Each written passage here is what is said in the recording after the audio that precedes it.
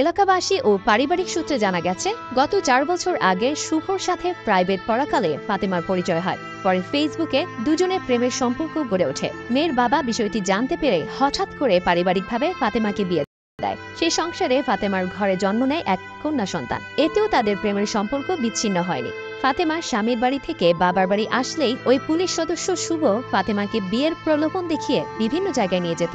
পরে দুজনের মধ্যে একাধিকবার শারীরিক সম্পর্ক গড়ে ওঠে। বিষয়টি সাবেক স্বামী সাইদুর জানতে পেরে ফাতেমাকে সন্দেহের চোখে রাখে।